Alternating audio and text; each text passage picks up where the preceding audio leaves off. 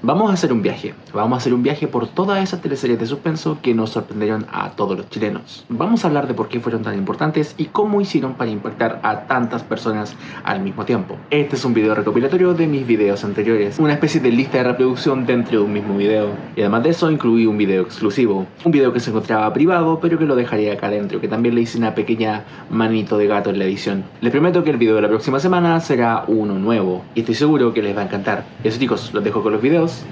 Disfruten. ¿Dónde está Lisa? Fue una teleserie que mantuvo a todo el mundo frente a la pantalla durante el año 2009. El mismo título nos lo dice. ¿Dónde está Lisa? Fue la pregunta que la mayoría se hizo tanto en la ficción como en la realidad. Recuerdo claramente ver portadas de diarios con noticias referentes a ¿dónde está Lisa? ¿Cuál es el secreto del éxito de esta teleserie? Vamos a averiguarlo juntos en este video. Y antes de continuar, les recuerdo que pueden suscribirse a este canal si no quieren perderse de ningún video. Además de hacerse miembros si quieren ver todo el contenido antes que el resto. Ahora sí, continuemos con el video. ¿Dónde está Lisa? Desarrolla su trama a partir de la desaparición de Elisa Domínguez. En el primer capítulo conocemos a la familia de Elisa durante el cumpleaños de Raimundo, su padre. Se nos deja en claro que esta es una familia bastante adinerada, con muchísimas influencias. ¿Sabe que salió elegido el empresario más influyente del año? Durante la noche, Elisa junto a los primos se van de fiesta y cuando su madre, Francisca Correa, la va a buscar, esta no aparece por ningún lado, marcando así el inicio de la búsqueda. Nadie se mueve de aquí hasta que mi hija aparezca, ¿me entendiste, mierda? Búsqueda a cargo del comisario Rivas. El primer capítulo precisamente sirve para contextualizar esta desaparición, donde dejan en claro que probablemente alguien de la familia estuvo involucrada. Alguno de los primos que estaban en el carrete, por ejemplo. Te vi peleando con tu primo. ¿Dónde está Lisa? Poco a poco va quitándose la máscara, debido a que la gracia de esta teleserie no necesariamente es solo la desaparición y búsqueda de esta niña, sino más bien esta desaparición funciona como la excusa narrativa para sacar a luz los chanchullos que hay dentro de esta familia. ¿Tú crees que ella se fue con alguien?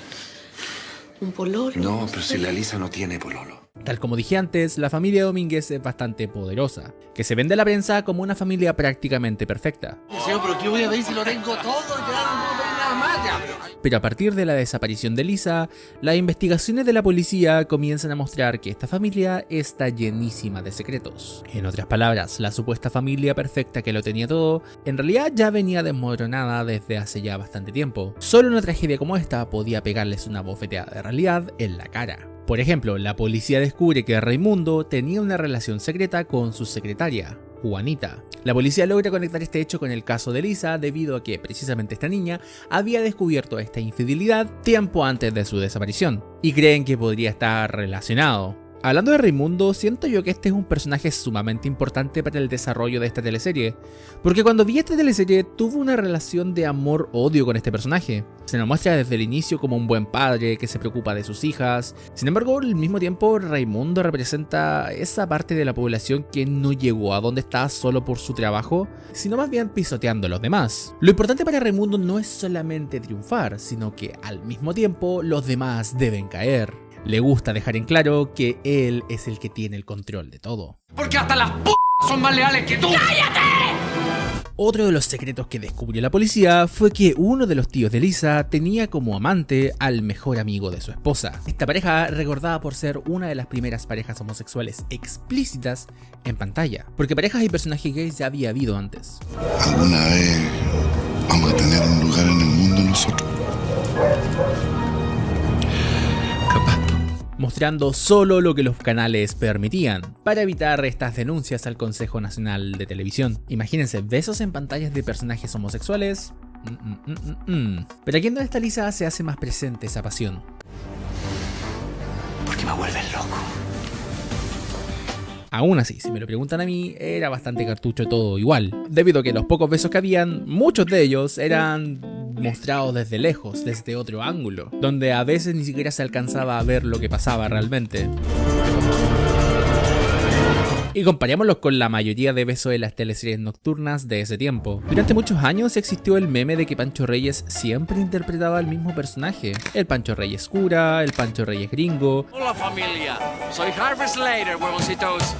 el Pancho Reyes del pasado, el Pancho Reyes vampiro, todas esas facetas que te puedes imaginar. Sin embargo, en esta teleserie debo decir que Pancho Reyes se salió un poco de ese empaquetamiento y su personaje fue un poco más natural. En esta teleserie a mí me gusta definirlo como Pancho Reyes Carrete. ¿Sabes quién soy ahora? Principito Carrete. Este personaje se llama Bruno, quien está casado con Consuelo Domínguez, hermana de Raimundo y tía de Elisa. Bruno durante toda la primera mitad de la teleserie tiene bastantes conflictos con su esposa. Debido a estos conflictos y con un matrimonio prácticamente acabado, se nos muestra un personaje bueno para el carrete que sale a cada rato y se emborracha como loco, sobre todo cuando además de todo se entera que Consuelo le es infiel. A partir de esto, Bruno siente que tiene el derecho de hacer lo que se le plazca, porque obviamente se siente traicionado y cae en los vicios. Principito, has caído en el vicio. Sin embargo, la percepción que podamos tener de la trama de Bruno cambia radicalmente cuando nos enteramos que... por cierto, aquí les digo al tiro que hay alerta de spoiler si no han visto la teleserie, así que eso, para que no me estén reclamando después. Chao. No llores. Así es, Bruno es quien tiene a Lisa. Volvamos un momento atrás. Por distintos motivos, la policía había concluido que Lisa se había ido con un hombre mayor que la había manipulado. Incluso llegó a un punto en la investigación en que descubrieron pruebas en contra de Raimundo, su propio padre. Obviamente después nos enteramos que estas pruebas fueron colocadas, pero antes de saber eso, todos pensaban y pensábamos que Raimundo era el culpable. Raimundo cae preso y en ese mismo capítulo nos revela la identidad del verdadero secuestrador. Ya habíamos mencionado que Bruno era un personaje medianamente inofensivo, hasta incluso simpático.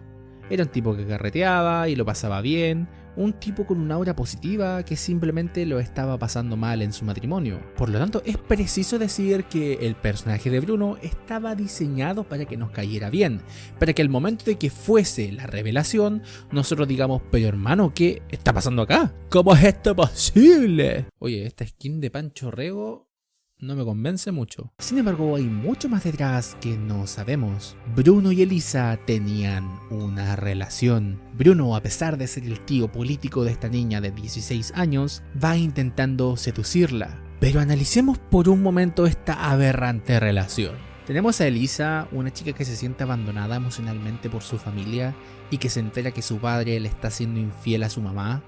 Una chica vulnerable emocionalmente que lo está pasando mal. Y por otro lado tenemos a Bruno, quien probablemente sea un psicópata que logra identificar esta vulnerabilidad y aprovecharse de ella para manipular a esta menor. Elisa encontró en Bruno esta imagen de hombre protector que ella estaba acostumbrada a tener en su padre. Podemos decir sin ninguna duda que Bruno es el villano de esta historia, porque claramente es él quien abusó de Elisa y se aprovechó de su vulnerabilidad emocional. Sin embargo, al ir avanzando la historia, las cosas se van haciendo más complejas. Lo cierto es que Bruno no deja de ser un viejo verde que le pasaron cosas con una niña menor, en este caso su sobrina, y que se les fue de las manos todo. No deja de ser algo terrible, por supuesto, pero está lejos de ser un villano maquiavélico que anda planificando todo lo que va a hacer de ahí en adelante. Bruno no planificó el secuestro de Elisa en primer lugar. Elisa se escapó de su casa por su cuenta para estar con Bruno. Y Bruno, en vez de avisar el paradero de Elisa, por miedo que el mundo se enterara de su relación con ella, se quedó callado. Pero ya cuando se da cuenta que la policía está involucrada e investigan un secuestro, más pánico tiene y más silencio guarda. En el fondo, es una bola de nieve que se le escapó de las manos. Todo parece indicar que Dónde está Elisa seguiría la misma estructura de guión que Alguien te mira, la teleserie anterior de Pablo Illanes. Un misterio donde no se sabe quién es el culpable de los delitos durante la primera mitad de la historia, luego se revela la identidad a la mitad de la teleserie y así hasta el final. Pero no, Dónde está Elisa le da un giro a esta fórmula. Bruno no da más y le cuenta todo a su esposa. Yo la tengo. Le confiesa a Consuelo que él es quien tiene a Elisa. Consuelo se muestra preocupada por su marido porque supuestamente no le cree mucho, pero Bruno quiere salir de esta situación a como de lugar, por lo que lleva a Consuelo a ver dónde tiene a la niña.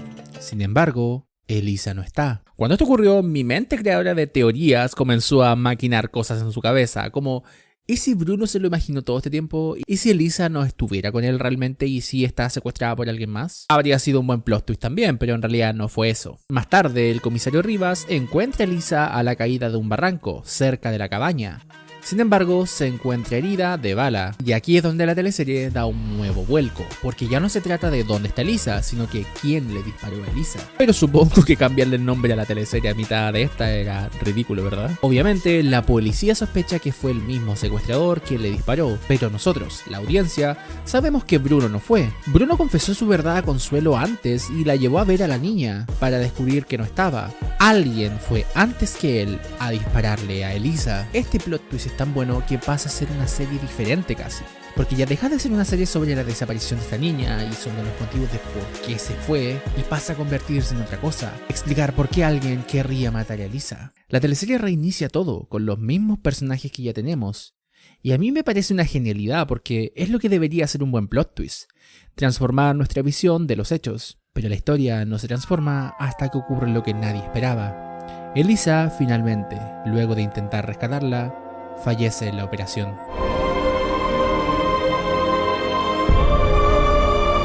Sin embargo, la policía da con el secuestrador. El comisario Rivas, luego de recaudar sus pruebas, llega a la verdad.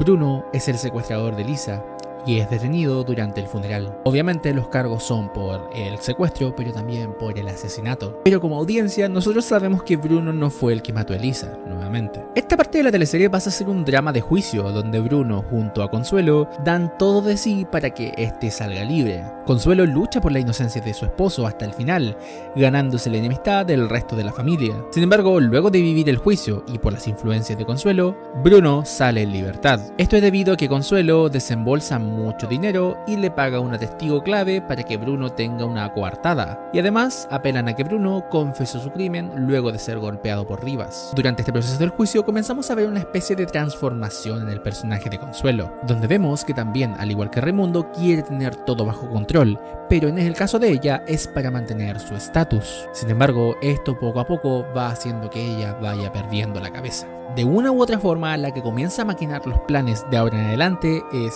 ella y no Bruno. Pero todo hace más sentido cuando nos enteramos que quien mató a Elisa fue Consuelo. Consuelo, antes de que éste le confesara todo, ella sabía que él tenía a Elisa y fue a verla a la cabaña, y ahí fue cuando la enfrentó y le disparó. Consuelo estaba dispuesta a todo con tal de que no se supiera la verdad, con tal de mantener su estatus. Y cuando digo que ella estaba dispuesta a todo, es que realmente estaba dispuesta a todo. La teleserie sigue avanzando y la policía debe seguir investigando. Ya no hay dudas de que Bruno es el secuestrador, pero sigue dudando de que él fuese quien la asesinara.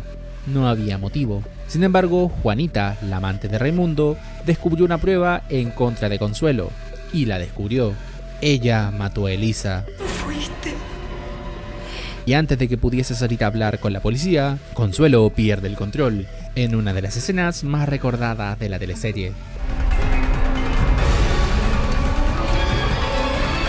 No puedo dejar de mencionar lo buena actriz que es Paula Volpato, amigos. Lástima que en el Mega le siguen dando el mismo papel desde que hizo Pitucas y Lucas. Es que... Consuelo perdió la cabeza, y cuando comenzó a ver que Bruno quería confesarlo todo para limpiar su conciencia, ella planifica su asesinato. Organiza una cena con su marido donde lo droga e intenta fingir su suicidio, en otra escena bastante mítica de esta teleserie. Consuelo intenta convencer a la policía de que esto fue así, que Bruno se suicidó luego de confesarlo todo, que él secuestró y mató a Elisa, pero las pruebas no mienten. La policía ya sabe que ella es la verdadera culpable. Consuelo no tiene escapatoria, así que toma a su hija como rehén, pero no le sirve de nada. A pesar de correr hasta el final, no tiene escapatoria. De este momento, usted queda detenida. Consuelo es recordada por ser una de las mejores villanas de las teleseries chilenas nocturnas. Villanos que por cierto le hicimos un video que lo pueden ver en mi canal, no se lo pierdan. Consuelo fue la villana porque no es una villana que fue así desde el inicio. Ella fue perdiendo la cordura cuanto más avanzaba la teleserie. Ella no fue la culpable de nada en un inicio, solamente se vio involucrada y también se le salió de las manos. Y al final terminó cometiendo más delitos que el secuestrador original. Todo por mantener su estatus, ella estaba dispuesta a todo. Ay, ¿Dónde está Elisa? No fue mi teleserie favorita, pero no voy a negar que significó un verdadero fenómeno en su momento. Sin dejar de mencionar que también fue adaptada en muchísimos países, porque su trama es prácticamente universal. ¿Dónde está Lisa? Se consolidó como un referente de la televisión chilena, desafiando los límites de lo que podía mostrar en pantalla y dando un paso adelante en la representación de personajes complejos. Al final de todo, no solo se trataba de encontrar a Lisa, sino que a partir de esto, descubrir quiénes eran estos personajes detrás de esta familia perfecta. La teleserie nos recordó que las apariencias engañan y que a veces los secretos más oscuros se encuentran en las personas que menos lo esperamos. Con tal de mantener las apariencias, la Consuelo no tiene límites. ¿Y ustedes se acuerdan de dónde está Lisa? ¿Qué les parecía a ustedes? Déjenlo acá abajo en los comentarios. No quieres hablar mucho de la trama del romance entre el comisario y Francisca porque es prácticamente irrelevante y a mí de vez en cuando se me hacía bastante molesto. Y quise enfocarme precisamente en los villanos y en Elisa, que era como la parte rica de esta teleserie. Aquí hay una pequeña reflexión, cabros. Yo soy de los que piensa que estas teleseries como El Señor de la Querencia, Dónde está Lisa, o Alguien te mira, no necesitan un remake capítulo a capítulo.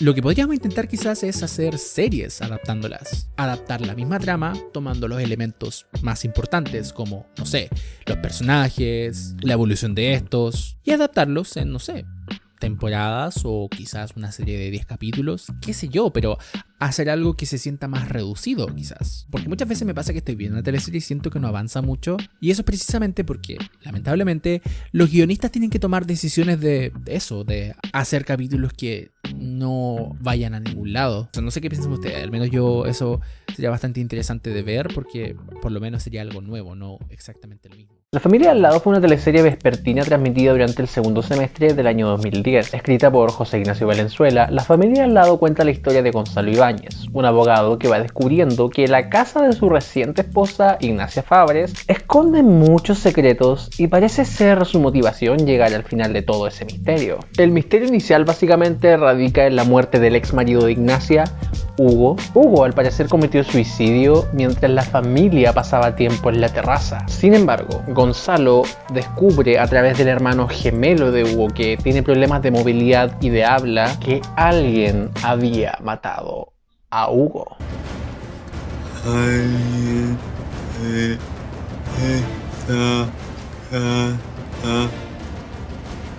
lo mató. Alguien de esta casa lo mató. Y la gracia es que cualquiera, literalmente cualquiera podría haberlo matado. Tenemos a Renato Fabres, jefe de la familia y dueño de muchos hoteles a lo largo del país. Es básicamente un empresario poderoso siendo un empresario poderoso. No se llevaba muy bien con Hugo y menos luego de descubrir que le robaba dinero a escondidas. Luego tenemos a la esposa de Renato, Eva, quien tiene ciertas salidas secretas, la cual la hace sospechosa de algo, porque efectivamente algo ella está escondiendo. Y hablando de gente que esconde algo, tenemos también a Benjamín, uno de los hijos del matrimonio Fabres-Spencer y quien parece tener cámaras escondidas en toda la casa. Básicamente Benjamín es como el personaje con Putin que al parecer sabe hacerlo todo desde el computador y es como el hacker de la historia. Sin embargo, al tener este secreto con el tema de las cámaras, te da una profundidad en su personaje que lo hace más creíble. No es un simple estereotipo, tiene algo más que lo hace interesante. Ignacia también es sospechosa porque básicamente Leonardo, el hermano de Hugo, dibujó en un lienzo la imagen de una mujer con bufanda roja empujando a Hugo, bufanda que pertenecía a Ignacia. Y finalmente tenemos a Carola, la hija problema de la familia. Carola tiene evidentes problemas emocionales debido a que su familia siempre ha tenido preferencia por su otra hermana. Es sospechosa porque de algún modo tuvo una relación escondida con Hugo, además de tener otros secretos y problemas con las drogas. La teleserie es un thriller de misterio de tomo y lomo, alejándose quizás del estilo de películas de terror de los 80 como se había visto en Alguien te mira, y esta vez nos presentan personajes y situaciones que se asemejan un poquito más al estilo del misterio clásico, como por ejemplo libros de Agatha Christie o también libros de Conan Doyle, como personajes como Sherlock Holmes y ese tipo de cosas. Sin embargo, la base y estructura de la teleserie sigue siendo la misma. La frase "nada es lo que parece" es lo que va moviendo la historia, porque efectivamente el misterio inicial va abriendo muchas más preguntas que en algún momento sí son respondidas. Y esa es una de las cosas que adoro de esta teleserie realmente, es que no deja ningún cabo suelto. Se nota que el guionista en realidad tenía todo planificado desde un comienzo, porque de verdad, a lo largo que avanza la historia, nada queda al azar. Digo esto porque es muy normal que en las teleseries los guionistas se olviden de ciertas tramas más adelante o que se dejen detallitos por ahí, pero les aseguro que en La familia de al lado todo tiene un motivo de existir. Extrañamente los ejecutivos de TVN decidieron darla en un horario vespertino de las 8 de la tarde. Es una teleserie donde hay muertes, conflictos potentes y temas que harían más eco entre la gente más adulta. Por darle un ejemplo sumamente directo, esta teleserie aborda el tema de la violencia doméstica. Y a ver, obviamente la trama al respecto está súper bien contada, súper bien estructurada y todo eso. Sin embargo, hay un detalle que para mí lo hace aún más brillante. Jorge Zabaleta interpreta a Javier Ruiz Tagle, un abogado muy hábil encargado de llevar a cabo los trabajos legales de las empresas de su vecino, Renato Fabres. Javier está casado con Pilar, interpretada por María Elena Suet, la cual es una psicóloga. Sin embargo, ella no se dedica a eso, no está trabajando de psicóloga porque al parecer Javier la limita en ese aspecto. Gota a gota, la teleserie nos muestra la relación de ambos y el cómo Javier es un tipo machista al extremo que considera que su esposa es de su propiedad. Te dije que no quería verte cerca de él. No quiero que lo mires. No quiero que lo toques. No quiero que hables con él. No es brillante solo porque cuenten esta historia. Claro, es interesante que lo muestren. Es un tema, no simplemente por ponerlo. Significa un conflicto para los personajes, lo cual es bien importante. Sin embargo, no es brillante por eso. Es brillante por los actores que lo interpretan. Más que los actores, es la imagen de ellos. La pareja Zabaleta-Suet para ese entonces ya era un clásico para muchas personas, al menos las que veían en Canal 13. Habían protagonizado la mayoría de las teleseries de Canal 13 durante la década del 2000 para luego cambiarse a TVN en Hijos del Monte. Zabaleta siempre había interpretado en muchas teleseries a este tipo simpático, entre comillas, que se hacía lindo con todas las mujeres, básicamente el tipo bueno para el deseo, que hasta el día de hoy sale en la publicidad de la tele sonriéndote y diciéndote hey, soy simpático. Y aquí básicamente interpretó a un desgraciado que maltrata a su pareja y más encima tiene amantes por doquier. Piénsenlo, es una pareja icónica de las teleseries chilenas, la cual ahora se muestra una cara totalmente distinta. Obviamente son personajes, no es que los actores se lleven mal, pero es la imagen la que me impacta. Saben, perfectamente podría haber hecho un ¿se acuerdan de La familia al lado? Pero lamentablemente casi nadie la vio. Y eso según mi visión debido al pésimo horario que tenía. Era un momento en que quien la estaba llevando eran las teleseries nocturnas y las vespertinas poco a poco iban perdiendo interés. Solamente sin embargo la están publicando en el canal de YouTube de TVN, la cual están todos los días subiendo un nuevo capítulo. Les dejaré el link en la descripción para que puedan ir a verla. Entonces obviamente tienen que ir a ver La familia al lado. Lógico. En este video vamos a hacer un viaje por teleseries y series que son de terror o que por lo menos tengan elementos de terror, y luego vamos a dar dos ejemplos de las teleseries más derechamente de terror que hemos tenido en este país y por qué han salido mal. Pero antes de lanzarnos con eso, me gustaría comentar lo siguiente. ¿Qué? ¿Pensaron que diría que vendría el sponsor? A mí nadie me sponsorea. Mucho se comenta que uno de los motivos por el cual el terror en Chile no funciona tanto en el cine como en la tele es porque al chileno no le gusta ver eso. Que el chileno gusta de las historias más realistas, de esas que desnudan a la sociedad chilena y todas esas basuras que dice la gente que no entiende nada. Y es que existen millones de ejemplos modernos que refutan ese comentario, pero fácilmente. Pero te voy a dar un ejemplo muy, pero muy antiguo que demuestre que hasta tu abuelo le gusta el terror. Así que aquí ya no hay más excusas. ¿Conocen Sombras Tenebrosas? 1972. No esas sombras tenebrosas. Esas sombras tenebrosas. Fue una serie británica de los años 60 sobre un vampiro que vuelve a recuperar lo que es suyo y en el camino va transformando más personas en la gente de su clase, por supuesto. Bueno, en los años 70 fue popular también acá en Chile. Tanto así que la gente se juntaba en las casas para verla como si se tratara del último estreno en cines, porque no todo el mundo tenía televisión por esos años, por lo tanto tenían que juntarse sí o sí y la gente se juntaba para verla. Así que me va a decir que no gustan de las historias de terror o no gustan de la fantasía. Yo diría que no es ese el problema. Y es que el thriller en las teleseries chilenas también ha estado presente desde los inicios de la teleserie contemporánea, por allá en el 81, con La Madrastra, que era una teleserie cuyo eje estaba en el misterio del asesinato de Patricia. Era una teleserie policial llena de suspenso, que no necesariamente era de terror, pero nos enseña que las teleseries chilenas tienen en su ADN desde los inicios ese elemento de thriller y de suspenso. Y el hecho de que las teleseries de los últimos tiempos que han sido más exitosas o que han sido más aclamadas son precisamente teleseries policiales o de misterio o de thriller, de suspenso, etc. Eso prueba que no es un género al que particularmente le tengamos asco. En el video de El verdadero problema de las teleseries chilenas hablamos de cómo una teleserie puede hablar de lo que sea mientras respete dos elementos, una historia de amor y el género melodramático.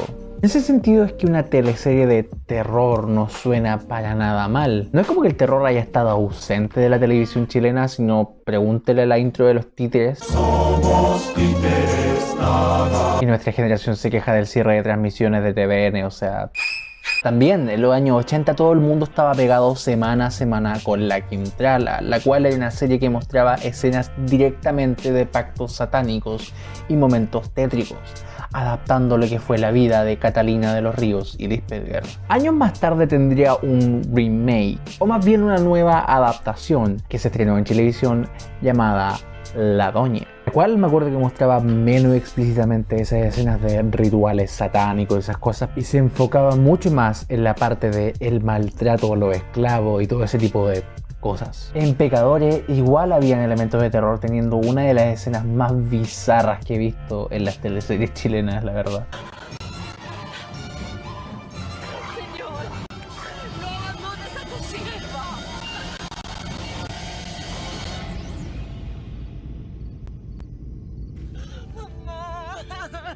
Si le damos como 1000 vueltas hasta, qué sé yo, Baquelarre tiene elementos de terror con toda esa parafernalia de la novia de la noche, claro que mezclado con elementos de comedia, por supuesto, es más comedia que terror, pero a ver, son elementos igual que están ahí. Y dígame que no han visto terror mezclado con comedia de manera magistral. En Tic Tac igual habían elementos de terror mezclado con comedia, claro que muchas veces la comedia era involuntaria.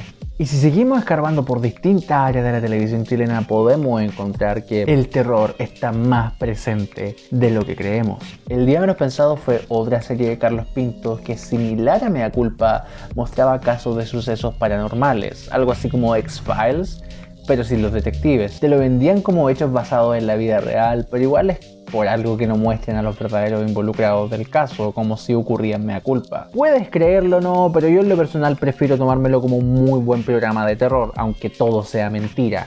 Y si le damos una vuelta, Mea Culpa igual puede ser catalogado como una serie de terror, porque claro, eran casos policiales basados en la vida real, pero que de todos modos se preocupaba de mantener un ambiente tenso, lleno de suspenso y muchas veces terrorífico. De ese mismo modo lo haría el año 2007 la teleserie Alguien te mira, que como dije en el video que le hice, tomaba elementos de películas de slasher de los 80s para contar una historia policial de un asesino en serie en Santiago. Pero a ver, paremos un poco de nombrar tantas cosas y vamos al grano. ¿Realmente todas estas producciones dan miedo o dieron miedo? Y es que el terror es uno de los géneros más fáciles de hacerlo mal, porque basta que solo uno de los elementos te haga ruido para sacarte de la experiencia.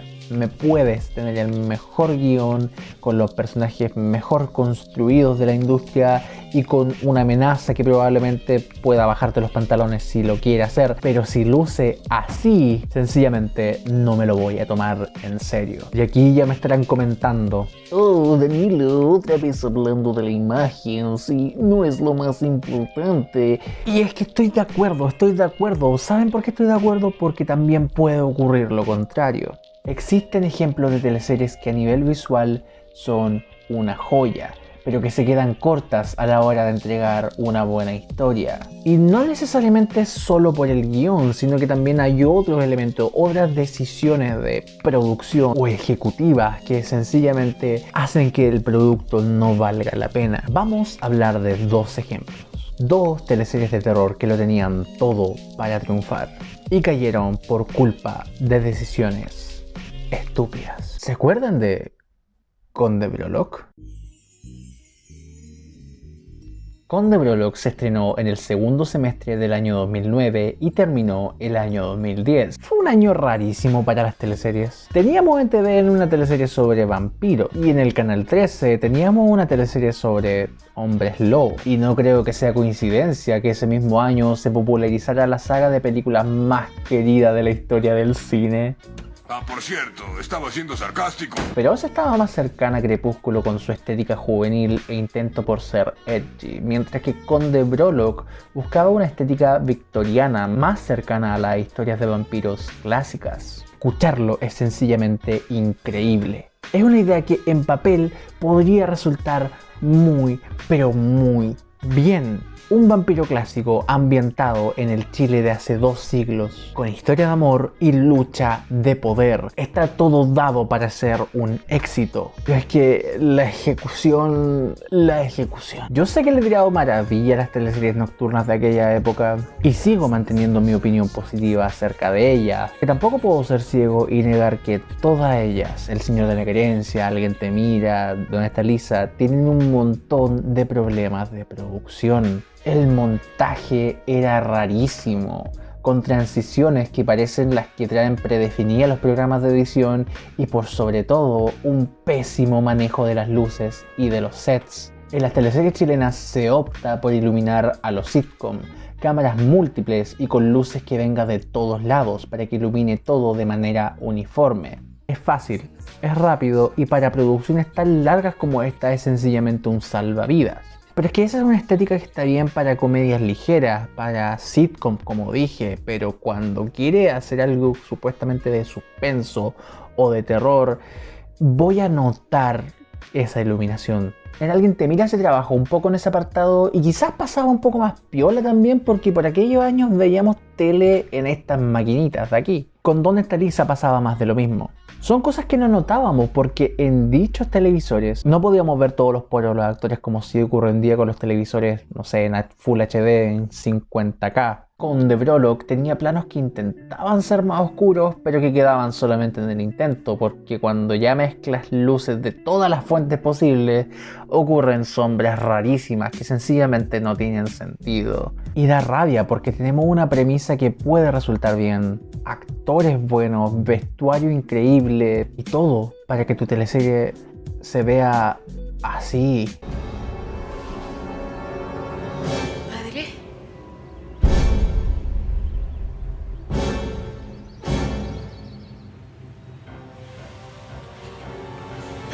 Es usted una mujer muy creyente, Emilia. Y es que como dije antes, el terror es muy fácil de hacerlo mal porque si me muestras un corte así, me voy a reír y si me río, me sacas de la experiencia y si me sacas de la experiencia, se acabó el terror. Y como mencioné antes, las transiciones no se quedan atrás. Ya se había visto en teleseries anteriores, pero en Conde Brolock se abusó de unas transiciones a negros con sonido de impacto, que para que quede más claro... ¿Qué pasa? ¿Quién es ese hombre?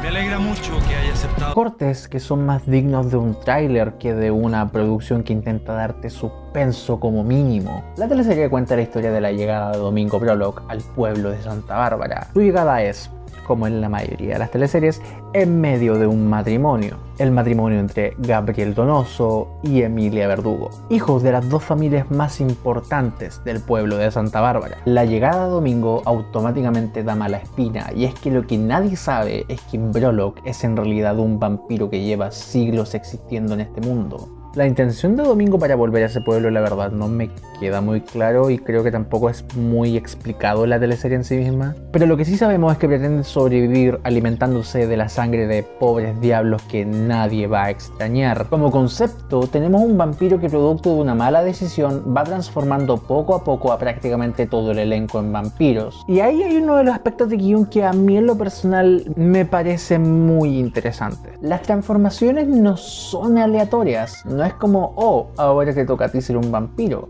Las transformaciones ocurren justo cuando un hecho traumático ocurre en estos personajes. De algún modo es un subtexto que pretende decir que las personas cambian con eventos traumáticos. Por ejemplo, la primera en transformarse es Úrsula, hermana de Gabriel, luego de enterarse que su mamá está engañando a su padre con el general Verdugo, el padre de Emilia. Úrsula se escapa luego de descubrir aquello y por esas cosas de la vida es atrapada por Montserrat, la hermana de Domingo, quien la lleva a la mansión para que Domingo se alimente de su sangre. Luego de darse cuenta de que Úrsula es hija de una familia importante, Domingo decide darle el regalo de la vida eterna. Cuando Úrsula despierta, comienza a tener comportamientos extraños y su actitud se vuelve disruptiva y bastante violenta. Como dije, lo que está pasando literalmente en la teleserie es que efectivamente un vampiro mordió a Úrsula y la convirtió en un vampiro. Pero también podemos interpretar que Úrsula cambió producto de lo que descubrió, funcionando como una catarsis de las emociones que ella está viviendo. Lo mismo ocurre más adelante con Froilán, padre de Úrsula, quien se entera también más adelante que su esposa le está siendo infiel. Luego de enterarse de esto, reta a un duelo a Juan de Dios y siendo este un militar, obvio que gana y Froilán muere al instante. Sin embargo, Domingo, a petición de Úrsula, convierte a Froilán en un vampiro, despertando como un hombre lleno de odio, lleno de violencia, ruin y con sed de sangre incontrolable.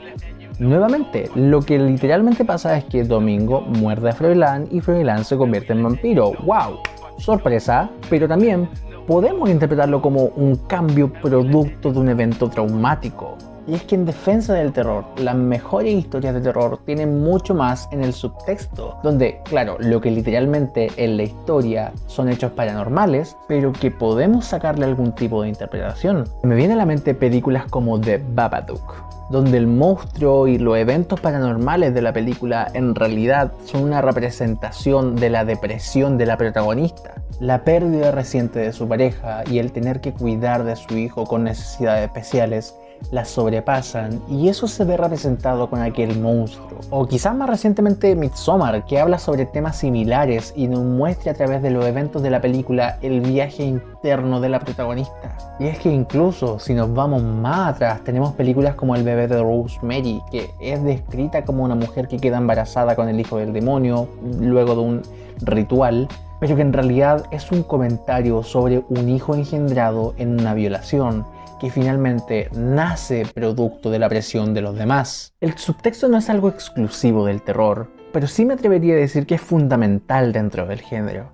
Porque puede que estén hablando de fantasmas y monstruos, pero dichos fantasmas y monstruos representan los miedos y conflictos más básicos de todo ser humano.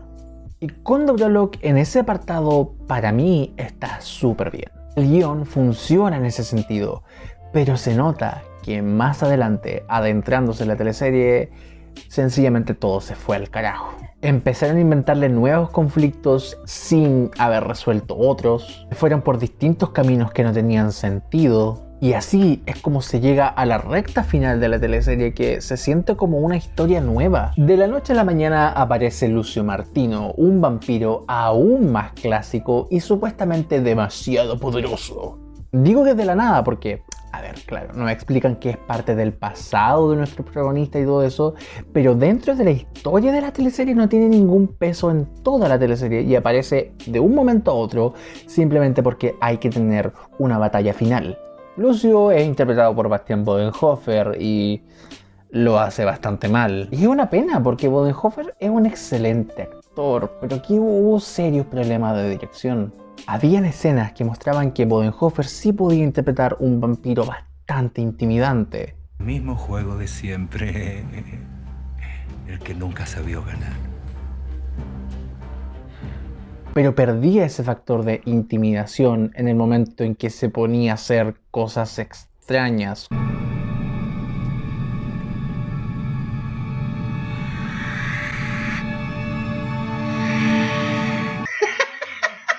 No hubo nadie, pero es que absolutamente nadie que le dijese eso, lo anterior que hiciste está súper bien, no grites tanto, bájale, porque siento yo que todo el mundo estaba apurado con terminar la jornada de grabación, o sea, a nadie le importaba.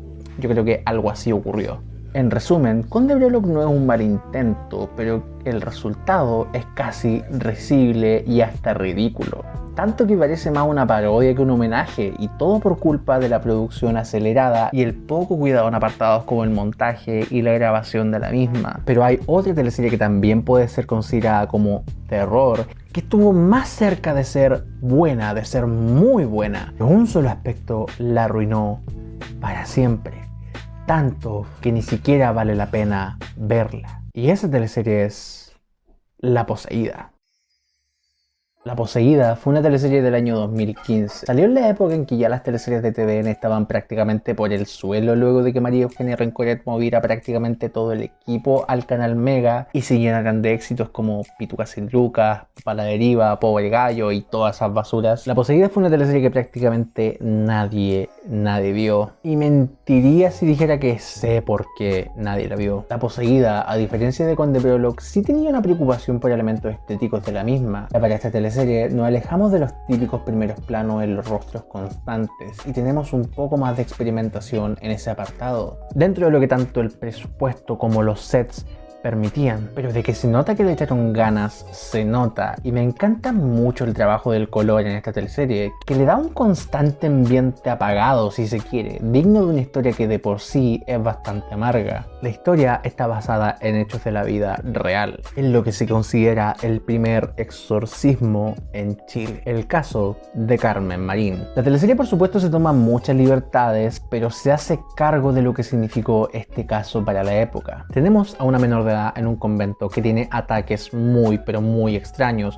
donde tiene alucinaciones, donde tiene comportamientos muy raros y fuera de todo lo que el mundo espera de ella, algo así como se vio también en la película clásica El Exorcista. Sin embargo, el fuerte de esta teleserie es la batalla pasiva entre la iglesia, representada por el padre Raimundo, y Sor Juana, contra la ciencia, representados por el doctor Gabriel Varas. La iglesia obviamente considera que el caso de Carmen es un caso de una niña que está poseída, mientras que el doctor Gabriel Varas considera que el caso de Carmen está más ligado a una enfermedad mental, a un trastorno que la hace tener estos comportamientos extraños.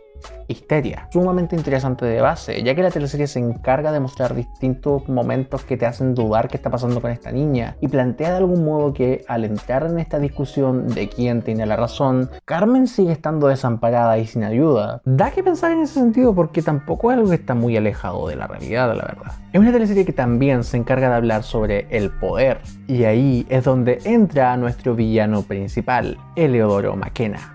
Maquena es un empresario sumamente poderoso que, dado el contexto político que vivía el país, decide lanzar su candidatura como presidente de la República. Eleodoro es una persona que vela por sus propios intereses, pero que muestra su campaña amparado por el concepto de la familia, tradicional por supuesto, las supuestas buenas costumbres y el respeto a la patria y toda esa. Y por supuesto que también pretende usar el caso de Carmen, el caso de la niña poseída, en su campaña.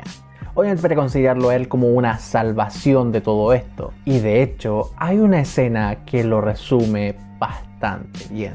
¿Qué estás pensando? En mi padre. En mi padre y su armario prohibido. Cuando era niño, mis hermanos y yo soñábamos con entrar en su armario y descubrir qué había dentro, pero lo teníamos prohibido. Él decía que un terrible maleficio caería sobre aquel que osara entrar ahí. Que mi padre no necesitó un gran candado para impedir que nosotros entráramos ahí, no. Solo inventó una historia, el miedo. El miedo es la mejor manera de controlar a la gente. Las campañas del terror resumidas en una escena. La Poseída tenía todo para ser una gran teleserie de culto. Por último, una teleserie que les fue mal, pero que los 4 pelagatos que la vimos la tendríamos ahí para revisarla y recomendarla las veces que queramos. Me habría gustado venir aquí y decirle, gente, vayan a ver La Poseída, por favor, que es increíble, vayan. Pero no puedo hacer eso. No puedo recomendar La Poseída, y por una sencilla razón. producto del bajo rating, TVN decidió terminar la teleserie de golpe, incluso teniendo toda la teleserie grabada. Sencillamente decidieron cortarla. Los últimos 2 capítulos y también su capítulo final son un resumen de aproximadamente 8-10 capítulos. Hay cosas que se pueden rescatar, por supuesto, pero sencillamente hay otras en esos capítulos finales que no vas a entender, y solo porque no quisieron darla como corresponde. Es distinto a otras veces donde simplemente dividieron la teleserie en varios capítulos para alargarla, y aquí es todo lo contrario, y creo que es aún peor porque es información que al final no significa absolutamente nada. Es una lástima, porque ese tipo de finales le quita la razón de existencia a toda la teleserie, a todo el producto. ¿Para qué molestarme en ver una teleserie que no tiene una conclusión? ¿Para qué cocinarme algo rico si al final me echarás de tu casa sin probar un bocado? Recuerdo haberme sentido muy confundido, pensando que yo me había saltado capítulos cuando no, efectivamente así terminaba la teleserie. Pasando a llevar tanto a la gente que trabajó en la teleserie, los técnicos, los actores, los maquilladores, todo el mundo que trabajó en la teleserie, pasando a llevar todo eso. Y por supuesto que también a la gente que la estaba viendo. Para mí es una falta de respeto inmensa. No pierdo la esperanza que en algún momento tendremos una producción de terror que valga la pena, porque en Chile hay talento, pero la gente que maneja las productoras y canales de televisión es sencillamente incompetente. Desearía haber terminado. Alguien te mira fue un aire fresco debido a que trataba sobre un asesino en serie en Santiago, un asesino que mataba particularmente mujeres. Alguien te mira toma elementos del género policial al ocultarnos la identidad del asesino durante la primera mitad de la historia, pero su otra gran inspiración para su estilo fueron las películas de terror slasher de los años 80. Películas como Halloween, la primera de Viernes 13 e incluso toma elementos de Psicosis al usar conceptos psicológicos para explicar los motivos del asesino para matar y su relación con sus traumas de infancia. Como siempre, malditos traumas de la niñez. ¡Malditos traumas de la niñez! Ok, ¿de qué trata Alguien te mira? En el primer capítulo nos presentan la muerte de una mujer a manos de un hombre, quien le quita el corazón. Donde nos damos cuenta que al igual que en Viernes 13, el asesino nos lo muestran en primera persona, recurso que será utilizado durante toda la sección en la que la teleserie no te presenta al asesino. Otro recurso que se utiliza en la teleserie es el uso de una canción en particular. El asesino cada vez que mataba ponía esta canción. Esta canción se llama When I See You Smile de Bad English. Además de decir que cada vez que escucho esta canción yo lo asocio a algo terrorífico. Pero luego de mucha sangre, conocemos a los personajes principales, un grupo de amigos que son dueños de una clínica y atienden ahí mismo. Tenemos a Piedad y Julián, interpretados por Álvaro Rodolfi y Sigrid Alegría. Formar una agrupación teatral me lo toco con alegría. Ambos son oftalmólogos de la clínica. Julián se presenta como un tipo arrogante, que normalmente está supervisando el trabajo de Piedad. ¿Y si le aumentas la dioptría en menos 0.25 y regulas el eje? Siendo que ambos son profesionales del mismo rango, demostrando un poco que Julián tiene tintes machistas, pero a decir verdad como la mayoría de los personajes de esta teleserie. Porque nos daremos cuenta que el machismo sí es un tema recurrente en esta teleserie. Ah, por cierto, Julián está enamorado de Piedad, pero Piedad no los pesca para nada. Todo se complica en cuanto Benjamín, otro doctor y amigo de la clínica, ya hablaremos de él, llega con la noticia que volvió Rodrigo Quintana, quien era otro de los doctores del grupo de amigos que estuvieron juntos, pero que se había ido del país. Rodrigo y Piedad estuvieron juntos, pero se separaron luego de que Rodrigo le hiciera la vida a Piedad un infierno. Rodrigo era un drogadicto, sin dejar de mencionar que golpeaba a Piedad. Este reencuentro genera sentimientos encontrados en todos, porque si bien es un grupo de amigos, las razones por las que Rodrigo se fue del país no fueron las mejores en su momento. Esta conducta violenta hace que más adelante Rodrigo sea uno de los principales sospechosos de los crímenes, al ser el único del grupo que tiene antecedentes penales. Todo parece indicar que Rodrigo está limpio de la droga y el alcohol, pero el estrés de todos los eventos de la teleserie lo hacen volver a dichos hábitos.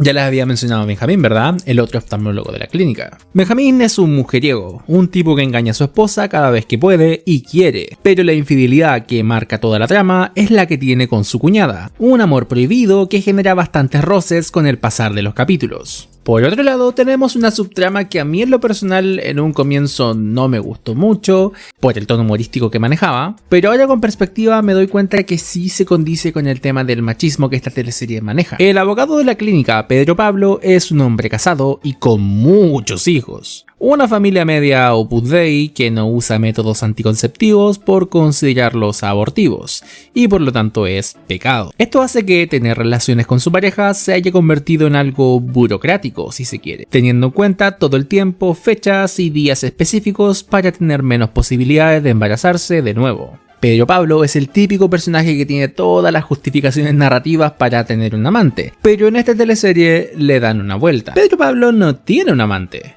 Tiene una acosadora, una tecnóloga de la clínica llamada Lucy, que siempre lo anda buscando, le hace insinuaciones, hasta incluso en una ocasión se mete en el baño de hombres. Esto traumatiza de cierta forma a Pedro Pablo porque él, a pesar de lo que la sociedad indica, él no quiere ser infiel a su esposa. Antes mencioné que esta subtrama no me gustó mucho, precisamente por el tono humorístico que manejaba, pero yo siento que eso fue más tema del montaje y de lo que hicieron después, pero no de la idea principal netamente. Porque más adelante Pedro Pablo termina acusando a Lucy de estas insinuaciones, recibiendo las burlas de todos. Nuevamente, un hombre como es hombre, ¿cómo se va a sentir acosado por una mujer así de atractiva? Mira, tienes dos opciones. Una, pararle el carro. Y dos, agárratela, pero ojo. Ya, pero a ver, hemos hablado de la subtrama, de los personajes principales y todo eso. ¿Qué tiene que ver todo esto con un asesino en serie? Pues lo cierto es que todo y nada. Déjenme explicarlo, por favor. Nos muestran que Benjamín tiene como amante a una mujer adinerada, que está organizando una fiesta de beneficencia. En la fiesta todos los protagonistas son invitados, y cuando menos se lo esperan, la millonaria se escapa con alguien a un despacho. Minutos después es encontrada muerta dentro de un tanque de agua.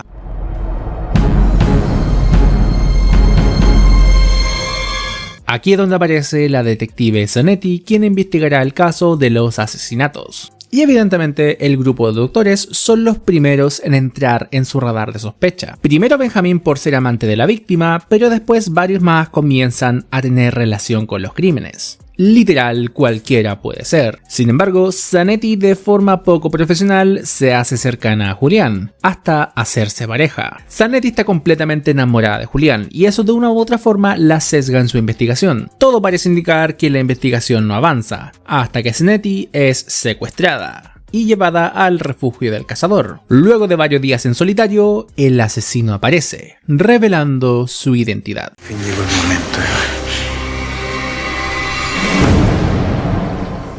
Esta revelación en su momento fue choqueante para los espectadores. Para todos, Julián era el protagonista. Hoy en día estamos más acostumbrados a este tipo de plot twists en las teleseries de misterio, pero esta, al ser la primera en implementar este tipo de fórmula, fue realmente impactante. Si bien para los espectadores fue una revelación inesperada, lo cierto es que desde el inicio de la teleserie nos venían avisando que Julián era el culpable. Julián era bastante machista, tanto con Piedad como también con su ex esposa. Normalmente le decía que no debía trabajar porque para él, ella debía quedarse en casa cuidando del hijo. Cosa que si se quedan hasta el final entenderán que esto pertenece al perfil del cazador. Julián, luego de revelar su identidad, termina asesinando a Zanetti, dejando en duda cómo este caso se resolvería al morir la detective a cargo del caso. Y aquí es donde les presento a otro personaje de la ecuación.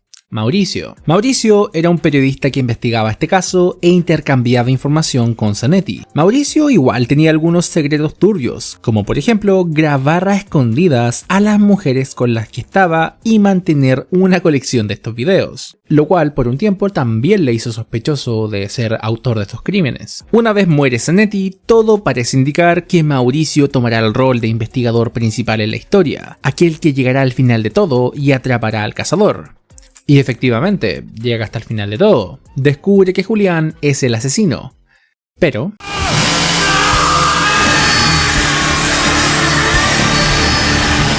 Esta escena funciona a pesar de estar limitada en su presupuesto. Es una escena que a mucha gente le cuesta ver a pesar de que no se muestre nada explícito en pantalla, porque a pesar de que todo ocurra fuera de plano, se entiende a la perfección lo que está pasando. Es muy relevante este tipo de detalles cuando no existen los recursos para mostrar este tipo de cosas violentas con todo lo que se puede mostrar, pero aún así querer impactar, saber cómo trabajar los planos, los sonidos, la iluminación. Comparemos por ejemplo esta misma escena en la versión remake de Telemundo.